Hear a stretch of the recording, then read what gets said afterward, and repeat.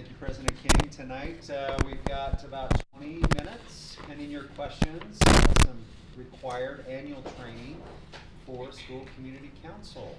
And our presenter tonight is going to be the Sam Rincher, and we're grateful to have Sam present, and his backup, if he needs, is Dave Mowers at night. So thanks for being here tonight. Go ahead, Sam. Thank you. It's great to be with you this afternoon, almost evening, and welcome to your annual School Community Council training. I know you're all experienced board members, so I anticipate this going smoothly. But please ask questions along the way, and if you have any real hard ones, then we'll get Dave up here. In your folders, the top paper is this one. It's the timeline of important dates. I just wanted to make sure you knew what's happened, where we're at, and where we're going. So, you know, our school community councils have been elected. They have their chairs. They are up and running. We really are falling in this middle spot right here. They have just submitted their stakeholder reports. They have just completed their final land trust reports from the previous year, and know that that's a little tricky, because in our schools, our principals have to be looking at 3 different plans at the same time. So when it says previous year, that is the 2024-25 plan, and then they are enacting the current 25-26 plan, and when they meet with their school community councils, they are creating their 26-27 plan. So there's always 3 open at the same time, but they have just finished their final report for that 24-25 plan. As they finish their 26-27 plan, that is due April 1st. At that point, then the supervisors take those plans, and we begin that process of approving them, making sure that they're appropriate, and then once we have those finished, we will get them to you. We will get them to you prior to your May 13th board meeting, where we anticipate you approving those just in time for us to get them to the state by the required deadline of May 15th. So that is the timeline of Trustlands where we're at. Do you have any questions on timeline? Yes. We had a training on this at USBA, our convention, and one thing that they mentioned is that usually in a district, the timing of the elections is standard, and I don't know that that's the case in our school district. Like, it's either in the spring or the fall. Yeah. We have it both, don't we? Ours is standard in that it can be either of those. Yes. But they must choose, and it control. must be in the plan, what they do, and then they have to stick with it for a certain number of years. You can't change that every year. Other school districts do it differently, I was told, so I'm just putting that out there. Yep. But ours still allows both. Most do it in the fall, but there are a few schools that still do it in the spring. Any other questions about timeline? All right, the next page in your folder is this one. You'll notice there's like some highlighted blue sections on there. That's not an accident. We wanted to bring this to your attention because this is something new that we're doing this year. These are the rules of order and procedure. In the past, the schools created these on their own, and because of that, we had a wide range of rules of order and procedure, but these are things that all the schools need. There are many things that it is the same at every school. Those are things like the council duties, the member expectations, the rules of order, parliamentary procedure. Those should be the same at every school.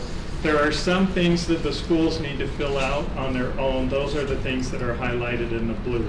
Those are simple things like the school name, the date they adopted, their rules of order, when their elections are, that's that spring or fall,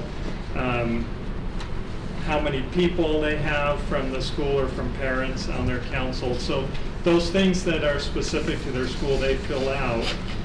There's something that happens every single year, that is the state changes the rules.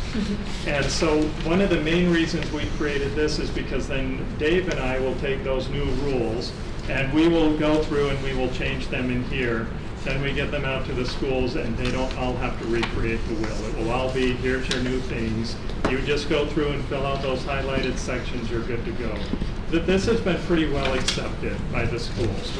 We think it's made things easier, running smoother. That is our job at the district, to help them. So that's what this form is. Any questions on this? Thank you for doing that. That's awesome. Yeah, we think it's been helpful. All right, last page in there is this one. It's two-sided. This is the expenses. And because we know you go over and approve all the plans, we wanted to make sure you knew what was acceptable and unacceptable expenses. So these are the allowable expenses. The important thing to note is that sentence at the top. It says all expenditures must be specific. Let me stop there. That this is an area that we're tightening up on. In the past, some schools would put in things like, we're going to spend $5,000 on technology. That's not specific, and you can't do that. Or they'd say, we're spending $5,000 on supplies. Again, that's not specific. That would be unallowable.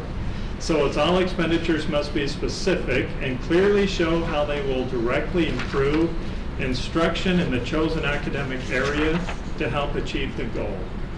It's a great definition because that really is what Trustlands is all about.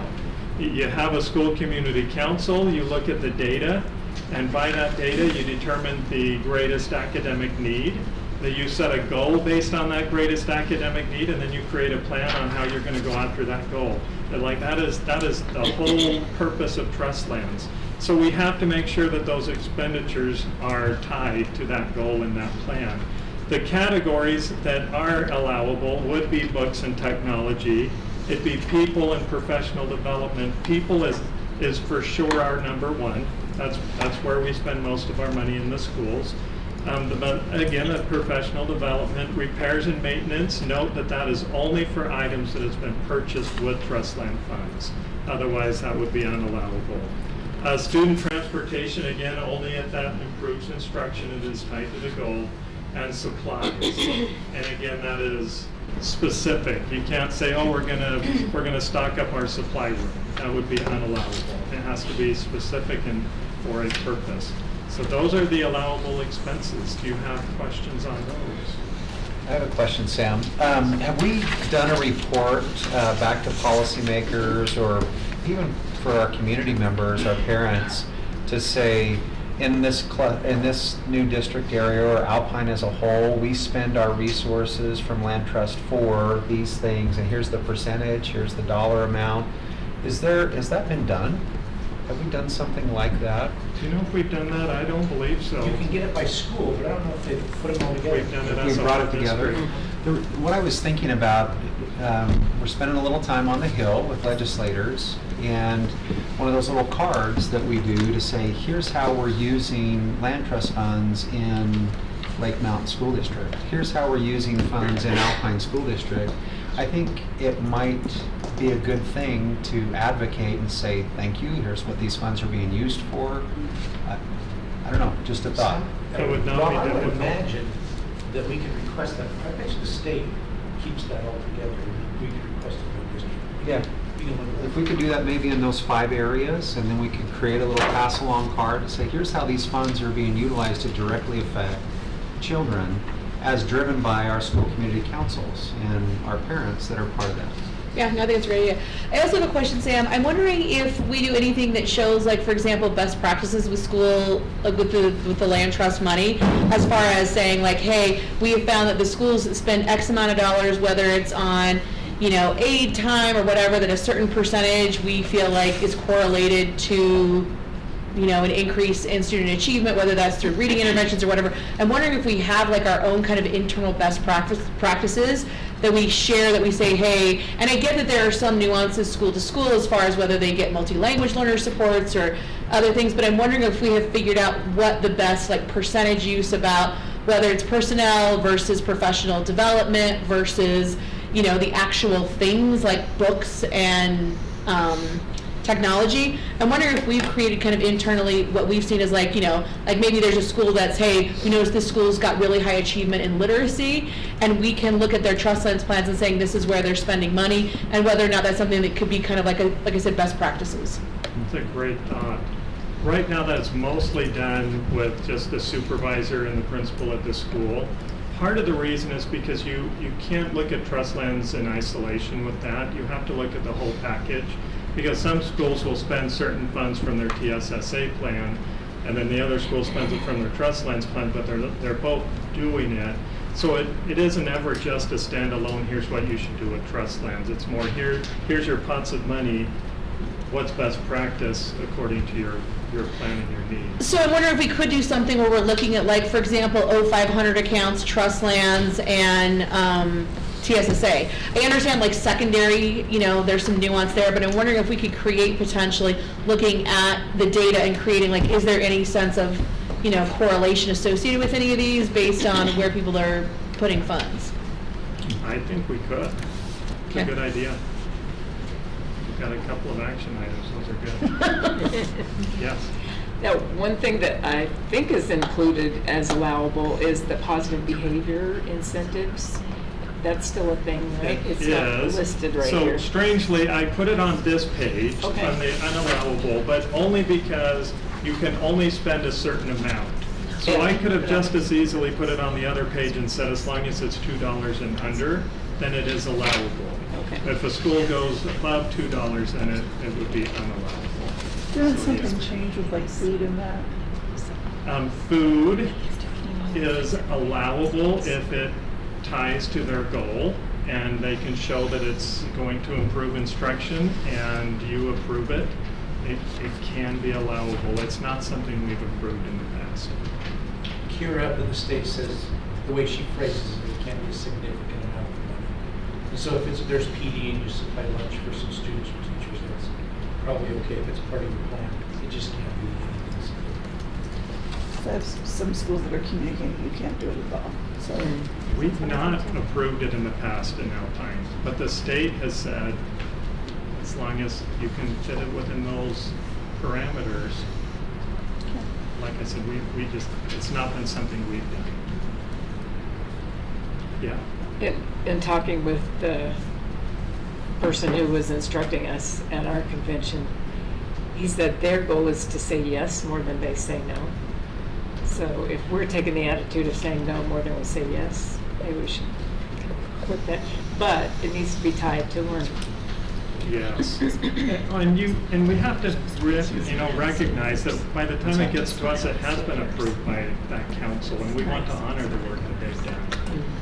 But they also will have to follow the rules, because if they haven't, then we have to go back to them later and say, well, you need to pay that back from a different fund because that was unallowable. So there is checks and balances, but yes, we want to say yes when we can.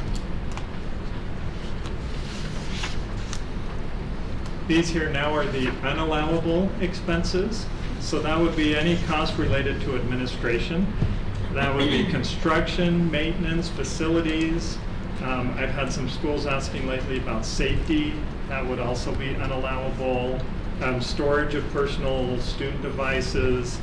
We talked about the student incentives already.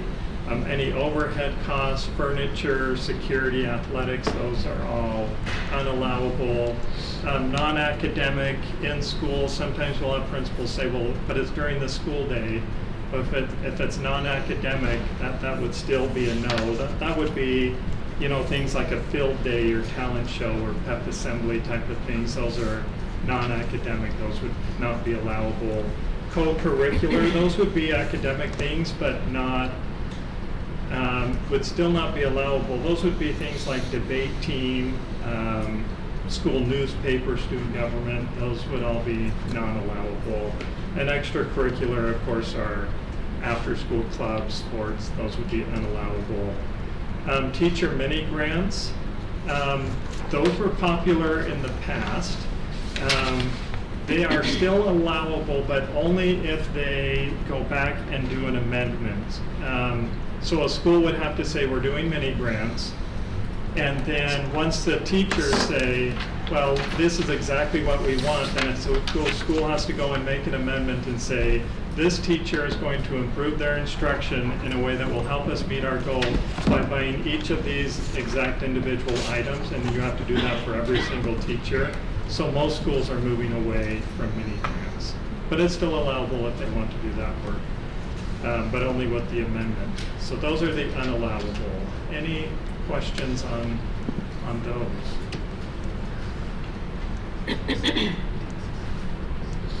Any questions on just anything in general with trust funds? That was all I had then. You guys were great. Thank you. Thank you, Sam.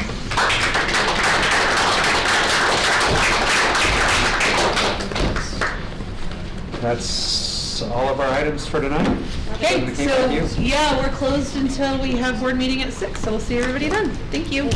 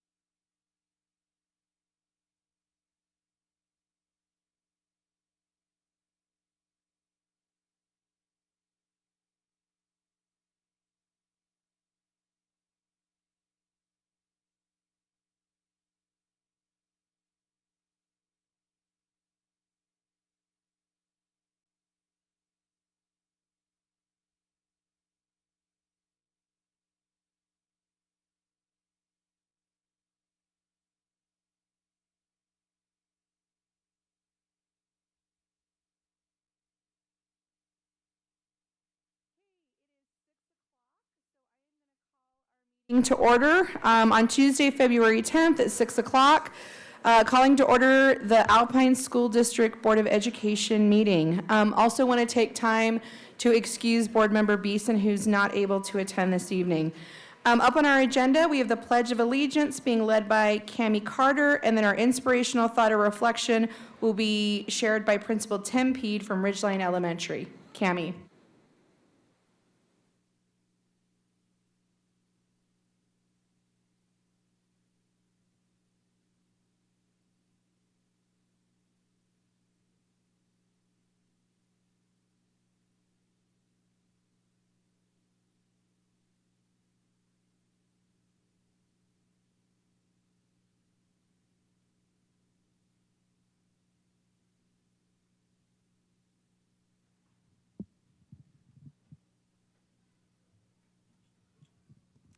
Good evening, everyone. I'm Tim Peed. I'm the principal at Ridgeline Elementary in Highland. And this last week, as many of you may know, our entire state is going through a change management to help with literacy scores in our school. And we just had a change management meeting. And we read an article about change, and a phrase really resonated with me. It said, we really need to be focused on the doing and not the dunning, which means we shouldn't just be about checklists, but on who we are becoming. I was having a conversation with one of my mentors who got me into elementary education, David Stevenson, and he shared a quote from James Clear, who's the author of Atomic Habits. And he said, improvements are only temporary until they become part of who you are.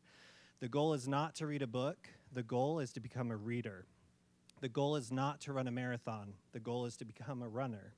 The goal is not to learn an instrument. The goal is to become a musician. Every action you take is a vote for the type of person you wish to become. No single instance will transform your beliefs, but as the votes build up, so does the evidence of your new identity. I felt like that resonates with us as we are facing the dissolution of Alpine School District. Feels like a little bit of attack sometimes on someone who was raised in the Alpine School District and is taught and has become a principal here. But the reality is progress and change can be a really wonderful thing. And if we're focused on that change and how we can become something new and something better and have our focus be on students and learning, wonderful things can come to pass. Thanks.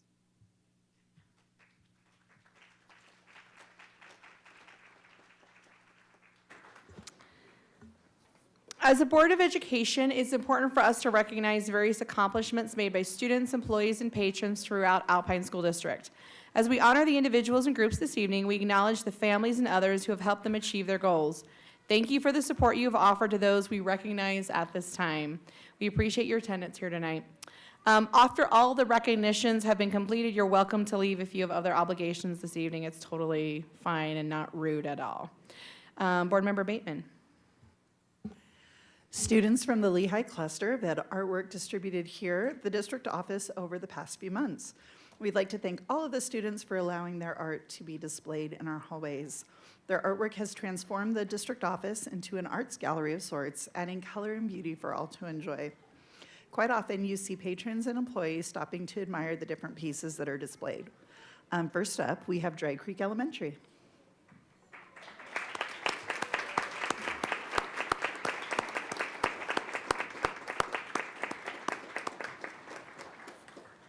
So artists from Dry Creek, we have Charlie Nunley, Evelyn Cottom, Harper Houghton, Cruz Swenson, Madison Ammon, Maximo Alonso Alvarez, Michael Cuevas, and Maura Valentine.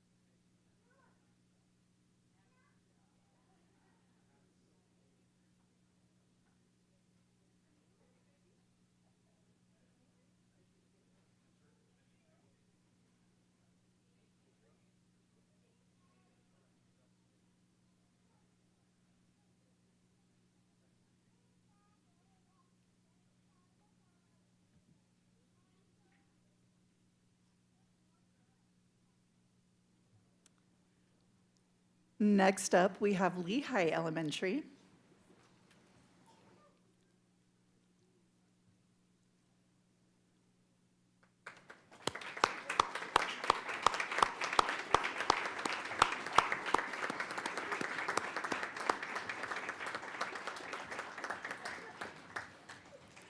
From Lehigh Elementary, we have Amelia Nurdin, Avery Dyring, Charlie Peacock, Kaya Peterson, Lydia Nelson, Mila Madsen, and Sarah Scadden.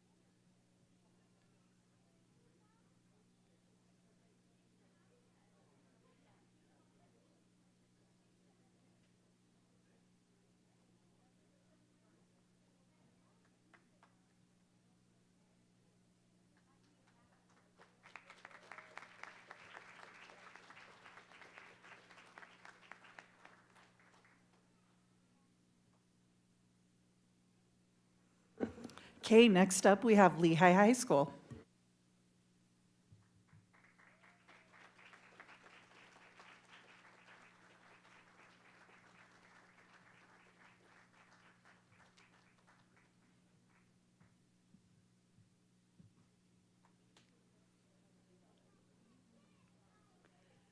From Lehigh High School, we have Andy Jensen, Ava Lau, Briley Pace, Brinley McCain, Cohen Goodrich, Felicity Lewis, Halman Wan, who moved to Boston on us, Jade Grange, Callie Ann Dunn, Kyla Lepi Barrientos, Nadia Vance, Nick Fairbanks, Savannah Tinsley, and Savannah Hoffman.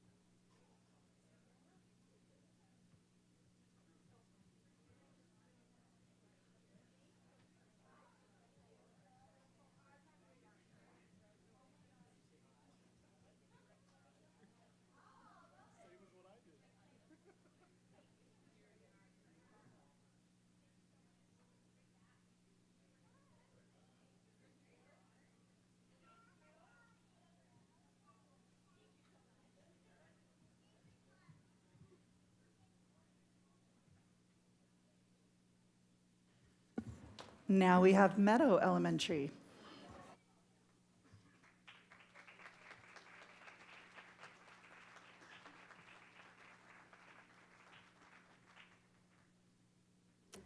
From Meadow, we have Emery McGinn, Fisher Yost, Maxwell Farrell, Nash Andre, Oakley Gurney, Olivia Brownlow, and Paige Lim.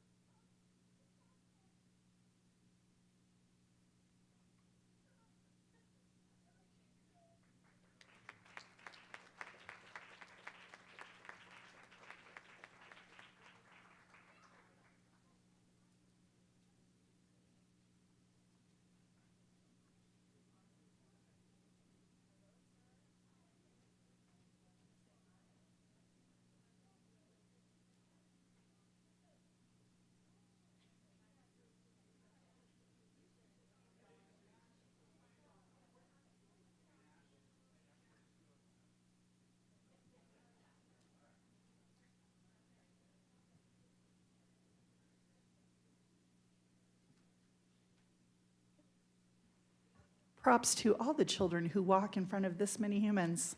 That's an intimidating thing. Okay, next up we will welcome North Point Elementary.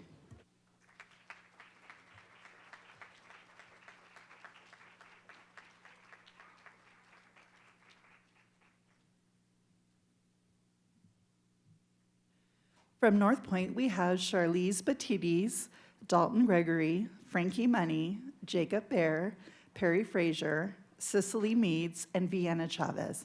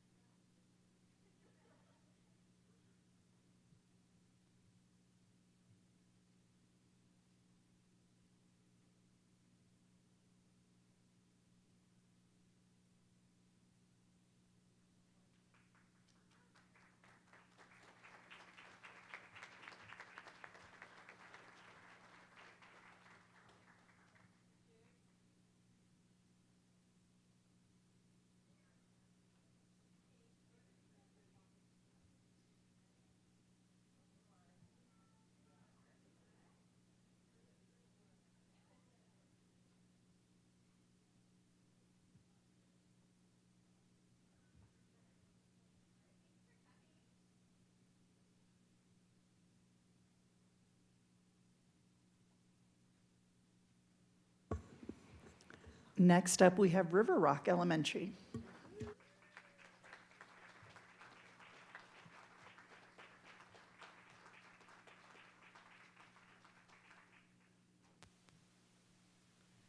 Okay, from River Rock, we have Avery Bender, Brooklyn Olson, Emmy Heap, Ethan Saunders, Jordan Chipman, Liliana Lanza, Liv Lloyd, and Riley Manoa.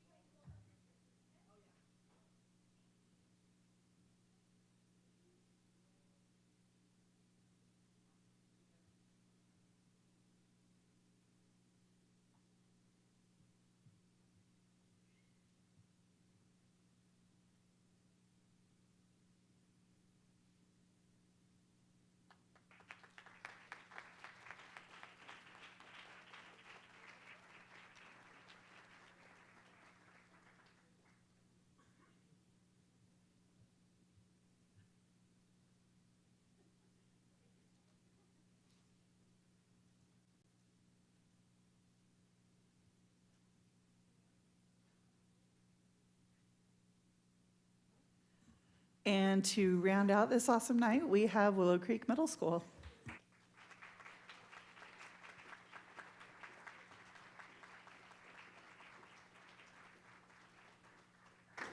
Our Willow Creek artists are Anna Hernandez, Charlotte Reeves, Clover Lewis, Danielle Dinsbach, John McCormick, McKinley Larson, May Olafson, and Mia Cothran.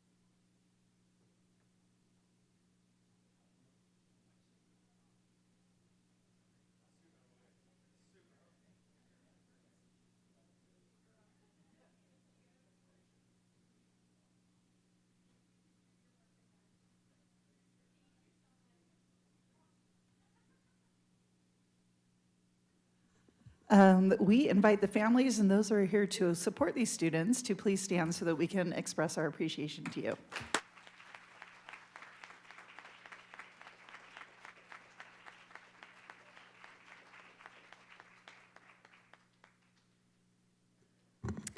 Alpine School District is thankful for so many teachers and staff members who excel in making a difference for students, parents, colleagues, and others.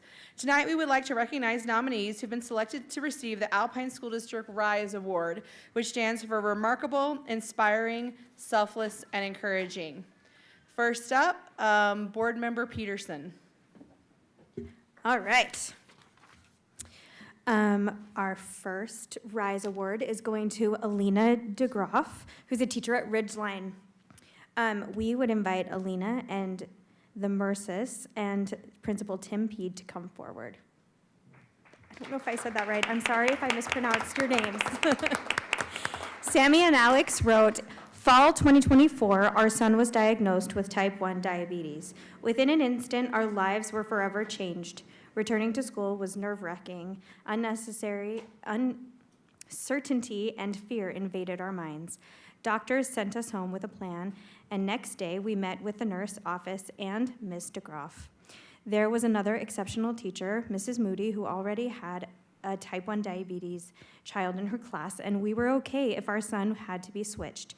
To our delight, Ms. DeGroff was ready to jump on board, learned about type 1 diabetes, what to watch for, was a follower on his glucose monitor.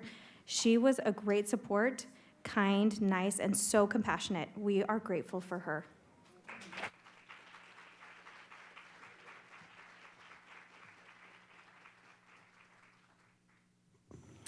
Okay, next up, we'd like to invite Jordan Bailey, Lucy, and Principal Jerem Bakar to come forward from Frontier Middle School.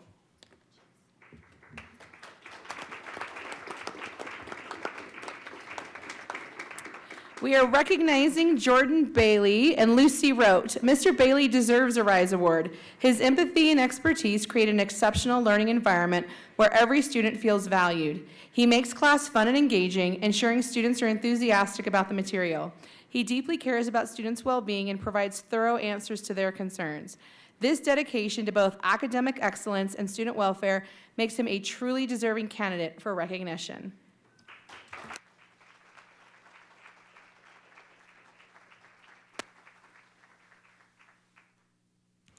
I'd like to invite up Wendy Belcher, Elizabeth Chase, and Principal Mueller.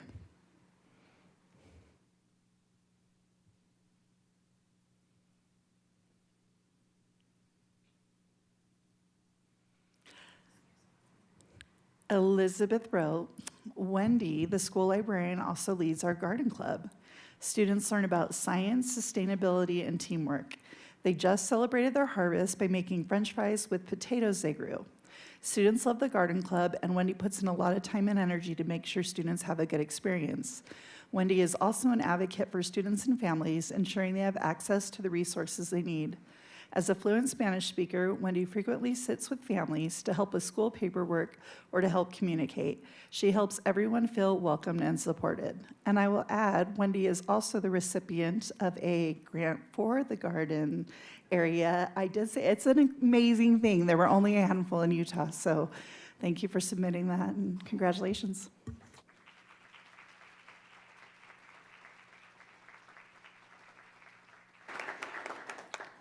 Next, we'd like to invite Chad Durham, Lindsay Parker, and Principal Matt King to come forward.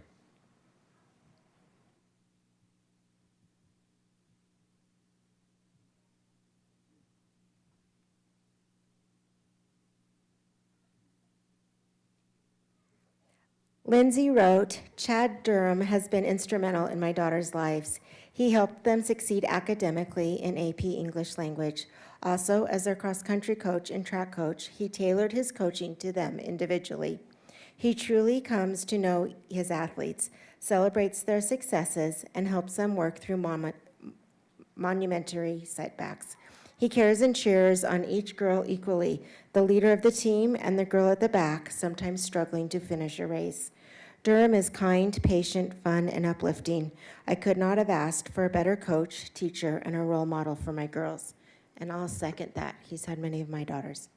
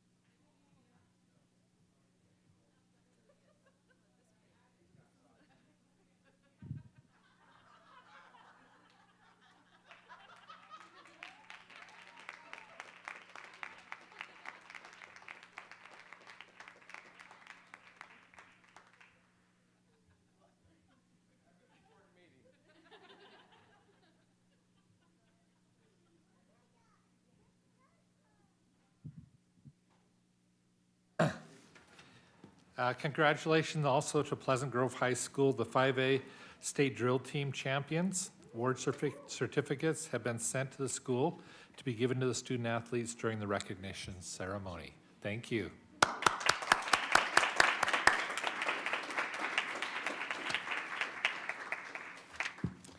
Thank you. It is now time for community comments. We have up to 30 minutes set aside for public comment. This opportunity is allocated for patrons living within the Alpine School District boundary. A sign-up sheet was available prior to this meeting, allowing up to 10 patrons the opportunity to speak. Those living outside of ASD and those who were unable to sign up before all slots were full can submit written comments at alpineschools.org/schoolboard. Scanning the QR code in the lobby will also direct you to the form. As you are called up, please introduce yourself by stating your name. You'll be given up to 3 minutes to speak. While the board does not engage in a discussion during the public comment period, they may arrange for a staff member to communicate with you later. Personnel issues are not appropriate discussion items for an open meeting environment. If you have a personnel concern, please contact a member of administration or put your concerns in writing and address it to the Board of Education. We have one comment tonight from Natalie Griffiths. So Natalie, if you would come to the microphone, we'd love to hear your comment. Good evening. Oh, this is not on. Button. Hello? Oh, there we go. Okay. Good evening. My name is Natalie Griffiths, and I'm here representing Springside families and multiple people in attendance today. I'm speaking concerning the recent boundary study for Saratoga Springs and Lehigh that was released yesterday. Thank you for your time and for your work, the work you're doing through this boundary process. I'd like to share a brief thought specifically regarding Springside and the broader goal of minimalizing disruption, not only for our school, but for families across all schools involved in the boundary study. We understand that growth has made boundary adjustments necessary, and we truly appreciate how complex it is to balance enrollment across schools. We know there are no perfect solutions. As we review the current proposals, one concern we keep coming back to is the amount of disruption created when large numbers of students are shifted or when one school absorbs a significant surge all at once. When that happens, it often leads to overcrowding, larger class sizes, portables, and sometimes another boundary change in just a few years. From a planning perspective, stability matters just as much as balance. Families, teachers, and students benefit when boundaries change as little as possible and when existing school communities can stay intact. We've noticed that Springside is projected to take on a particularly large enrollment increase under the current options, while other nearby schools still have available capacity. Concentrating that much change in one place can create strain that may not be necessary. There may be ways to distribute enrollment more evenly while minimizing how many established neighborhoods are moved and reducing the impact on any single school. We are here seeking additional boundary options for consideration that include better balance and less disruption. There are several families in our community who have spent many hours studying the maps and thoughtfully developing additional options, and we would truly appreciate the opportunity to share those ideas with the board at a future time if you are open to hearing them. Thank you again for your time, your service, and your willingness to listen to community input.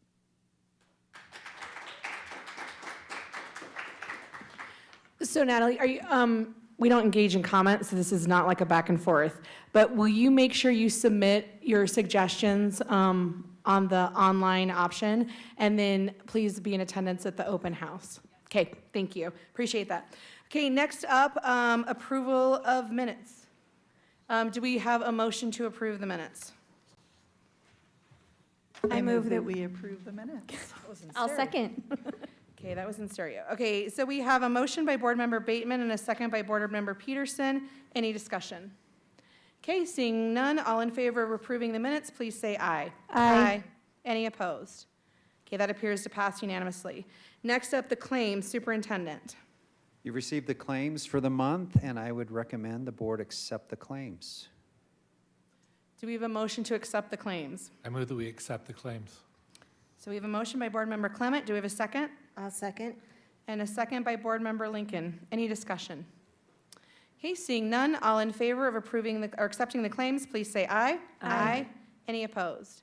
Okay, that appears to pass unanimously. Routine business, Superintendent.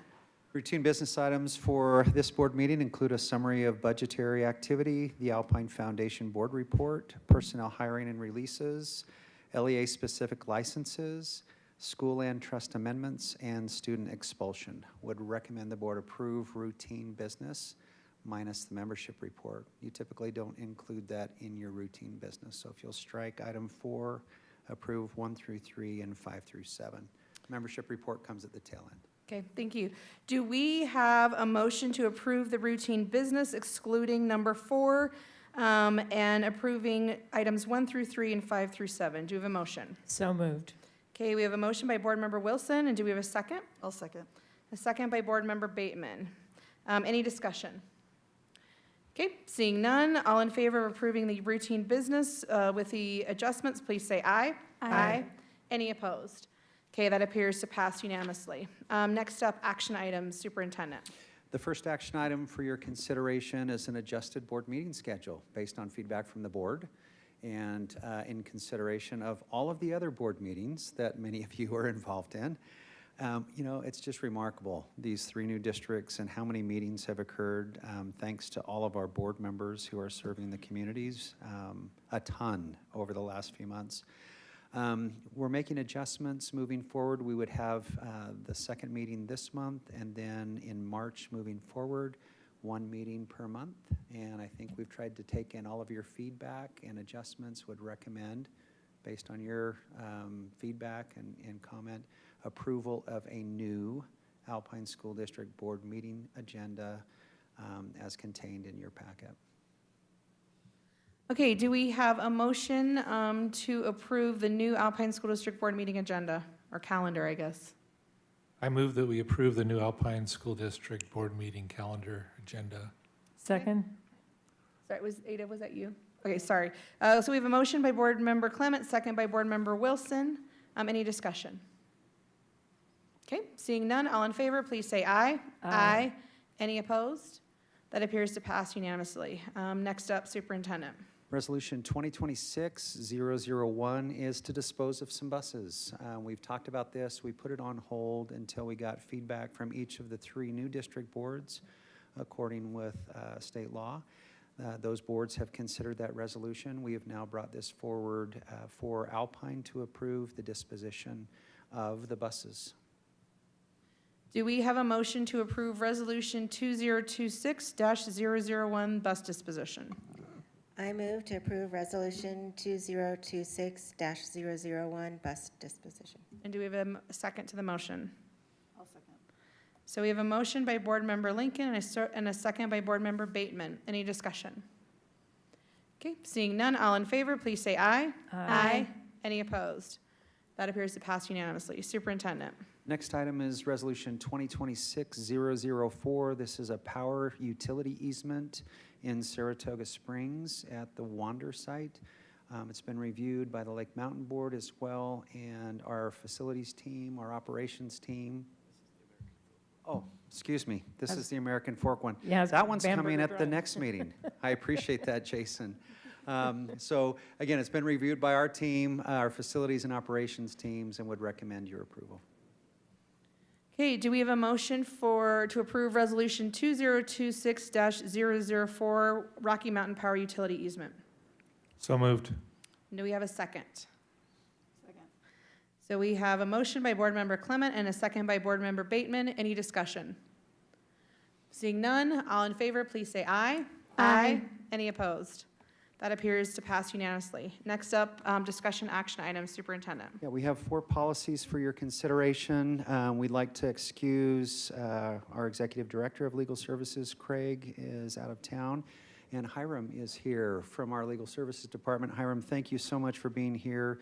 He'll review these policies, take your questions, and then pending your pleasure, whether you just discuss or whether you take action on each of the 4 items.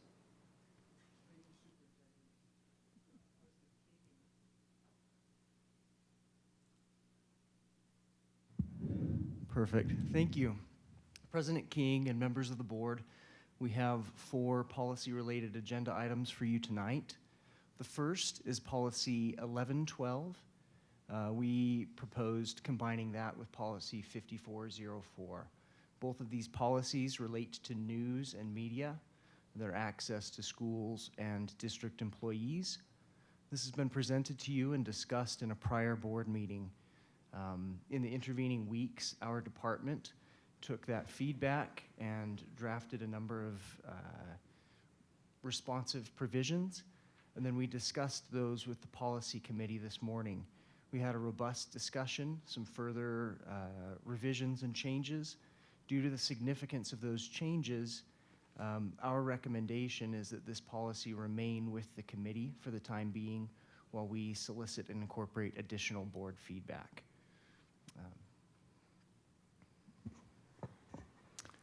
Thanks, Hiram.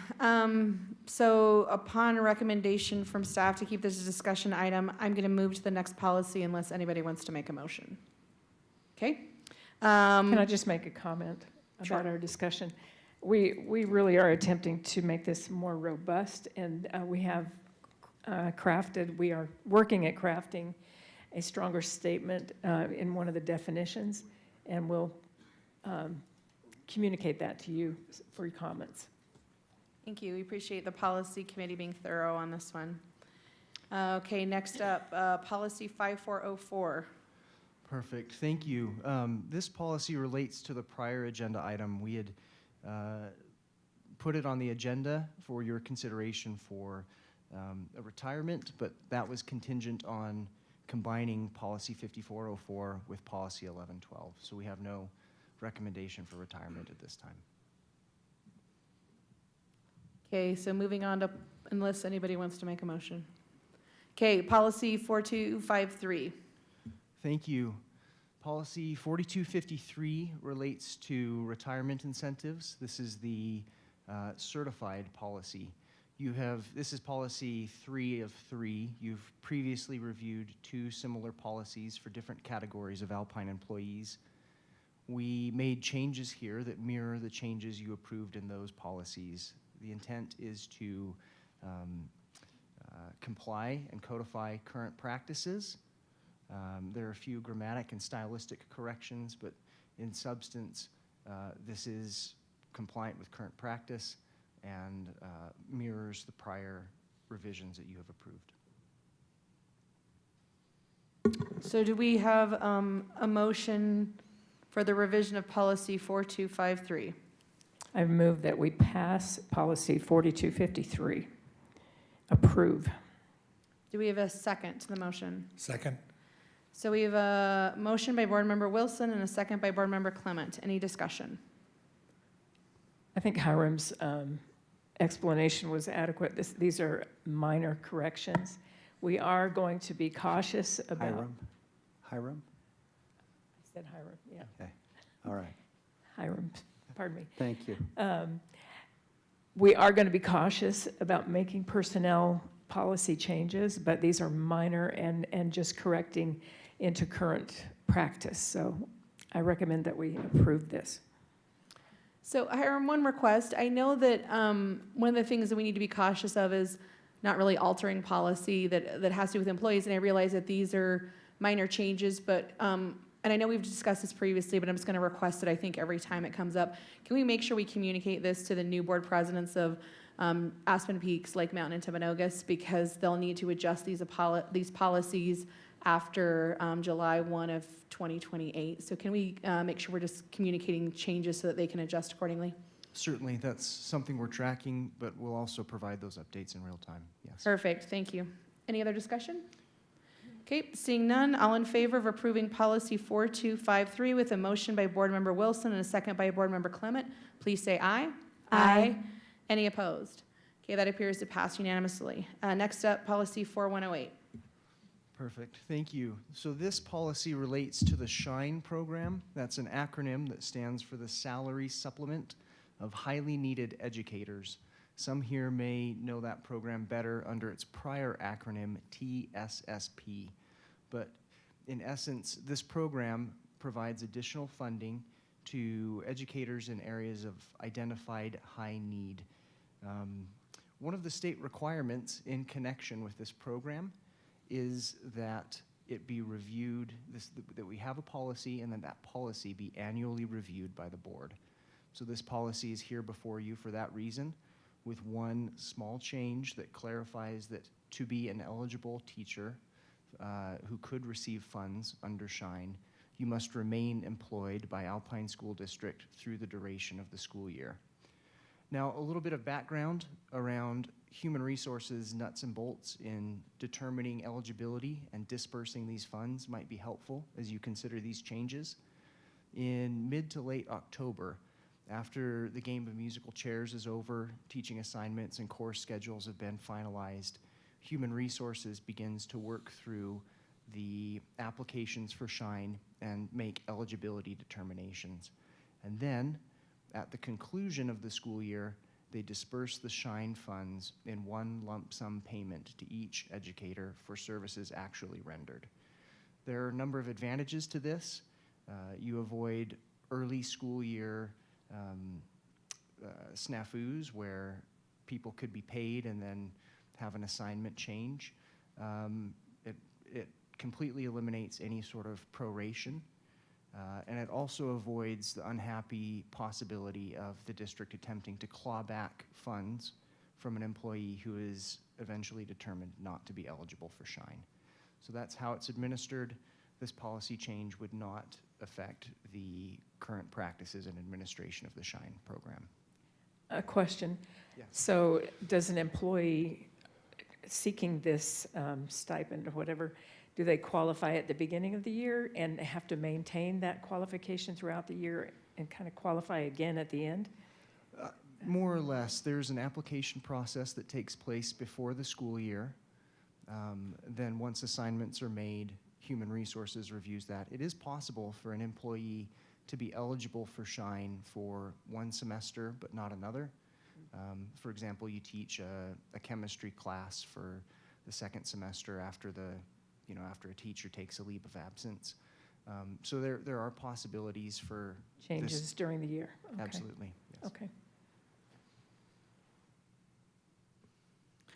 Okay, for policy 4108, SHINE, do we have a motion to approve the revision of the policy?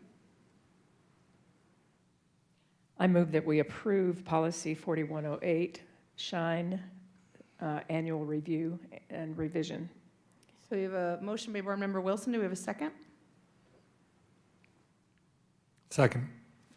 Second by Board Member Clement. Any discussion?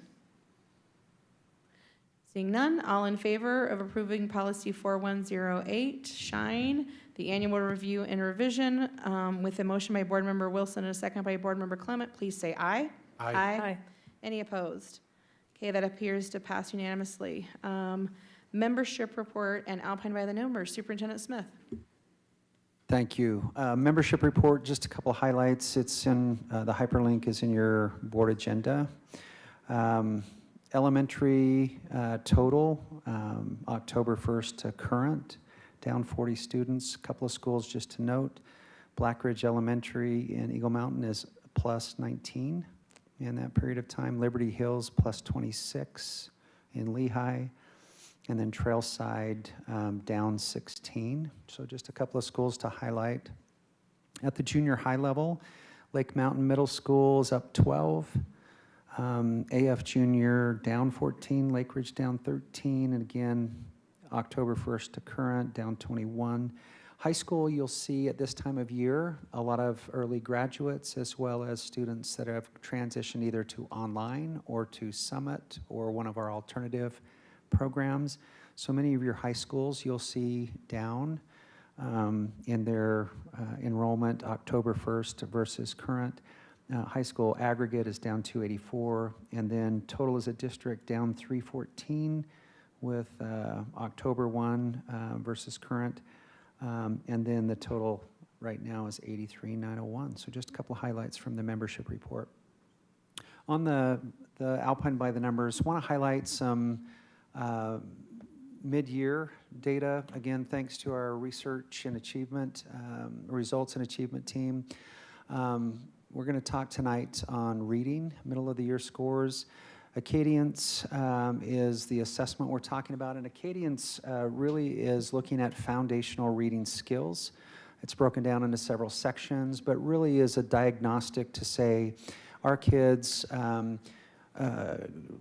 do they possess the foundational skills necessary to then read for learning? It's a quick identifier, and it's something that we broadly use. This is something being discussed throughout the state by superintendents. What's the right thing to use, et cetera. Should it be Acadience? Should it be something else? Or should it be Acadience for lower grade levels? And then should it be another assessment like RISE or something else for upper grade levels? One thing I want to highlight next is we recognized Carrie Milner yesterday. She received a recognition in the science of reading from the state office. She was nominated by the state office team that implements literacy and reading. And that's quite an honor to be nominated by the team that awards and recognizes excellence. It was fun to celebrate with her mom and dad, her family, a bunch of her sixth grade friends from Orchard Elementary, and just a lot of team members here at the district. Sam Rencher did a nice job coordinating and facilitating that as well. A couple of things when we look at Carrie and her contributions. Letters training for all educators, grades K-6. That's over a 2-year period of time. When you think about the Wonders curriculum and what we've done there, the training, the work, the lift by Carrie and her team in our Educational Services Department, our coaches that have worked alongside and helped build lesson plans and support teachers, and then job-embedded growth. These are how we are attacking literacy, and again, thanks to all who are involved in closing gaps and supporting students. Next.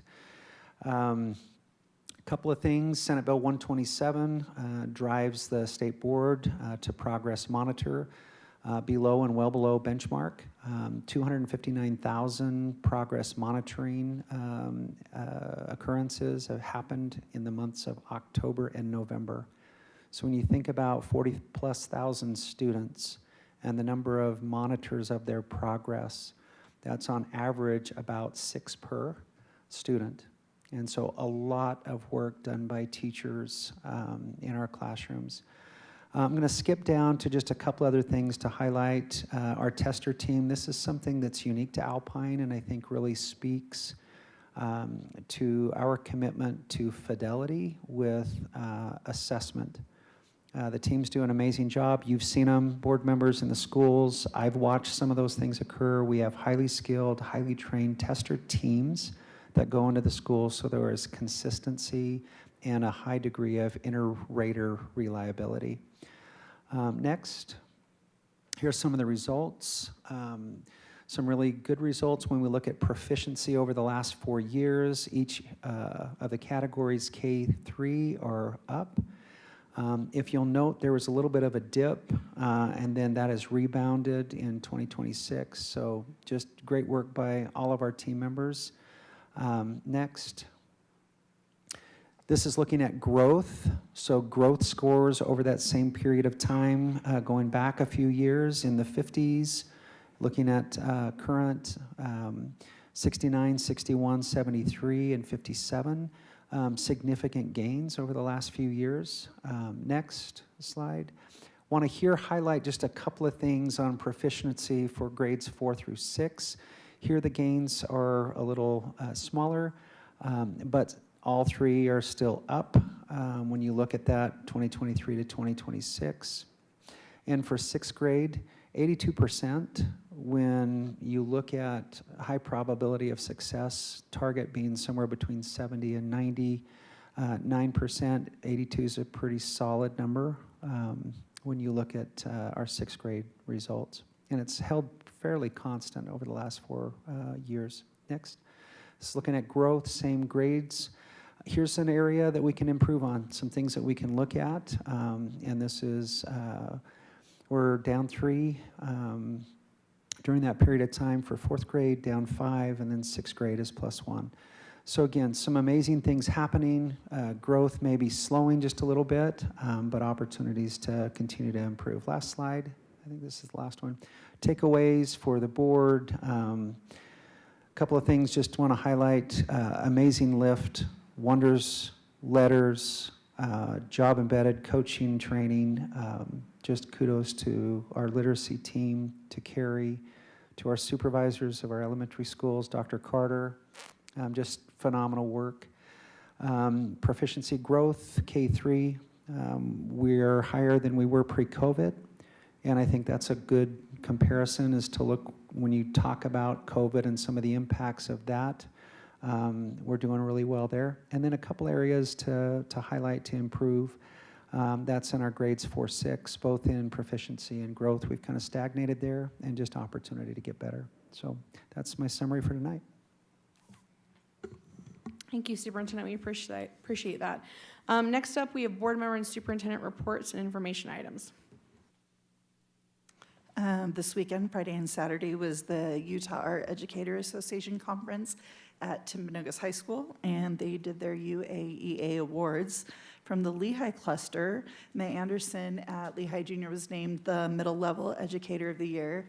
He is an extraordinary human, and oh gosh, almost a decade ago, he started the the mural project at Lehigh Junior. So if you walk the halls, they have murals that are large scale, and he walks kids through from conception to execution. It's a remarkable experience for them.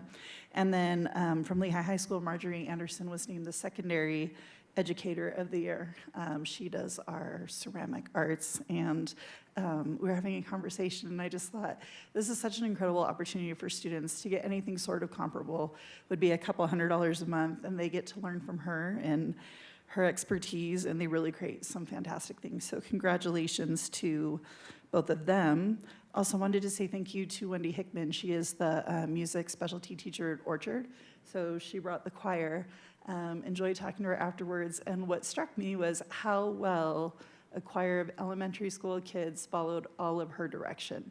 They were fading in and out. They were, stopping in the right places. The dynamics were pretty incredible. So, and she chose very appropriate songs. So there's one, if you've heard it before, it's called We Appreciate You. And I think there is nothing better than watching kids sing happy songs to an incredible individual. So thank you to her and all the hours and years that she's put into that Orchard Choir so that they could come and celebrate Carrie Milner.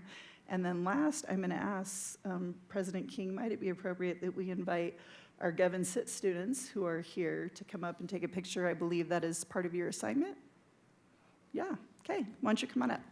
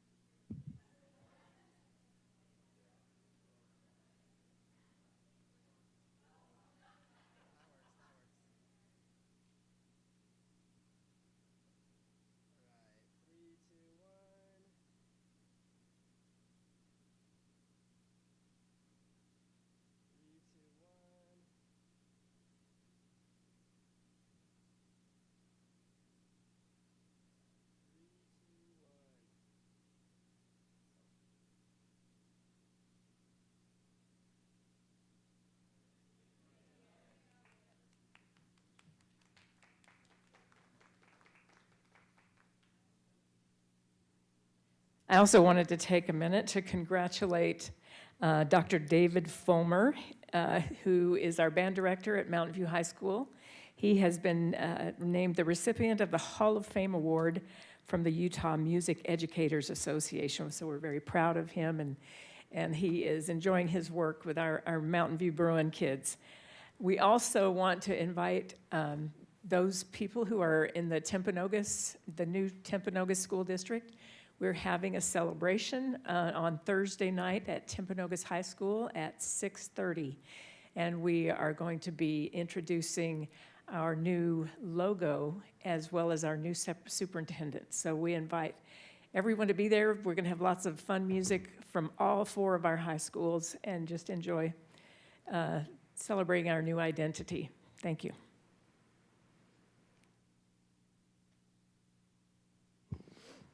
I also was able to attend the Utah Art Education Association State Awards, and it was pretty amazing because Alpine essentially swept the awards at the state level. I want to recognize from Lone Peak, we had Tyler Pack. From Mountain Ridge, we had Sherry Pitcher.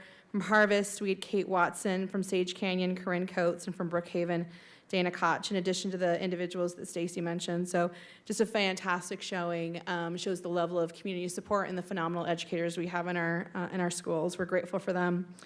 Also wanted to send a shout out to Riverview Elementary. They had a production of Newsies this weekend, and I'm just so incredibly grateful for the parent support. We have some amazing art and theater productions in our district, and so many of those are really run by parents who are making sure that students have access to opportunities. It was one of my favorite ones I've ever been to. They did great at breaking the fourth wall. As we went in, we were given little coins, and then we could actually buy papers from the Newsies, like roaming the aisles. And they were like the programs for the evening. But they were out there, just selling their wares. And some of us were given signs that said strike on there. And so at certain points in the production, everyone from the audience that had strike signs would start participating. It was just a phenomenal production. I am blown away by the level of advocacy and support we have from our parent community. So I just want to express my gratitude to everyone involved in that. Also, we're in the middle of the legislative session. We're in week 4 of a 7-week legislative session. As I've been up on the Hill, I've been able to interact with some of our school counselors, our art teachers, teachers of the year, and I'm just incredibly appreciative for those who take the time to engage and collaborate and advocate for our students. Seeing teachers who are advocating in the classrooms and working with students, and then also working to advocate for legislation and to make sure that students have the resources they need. I'm just incredibly grateful for everyone who participates in that. So thank you to everyone.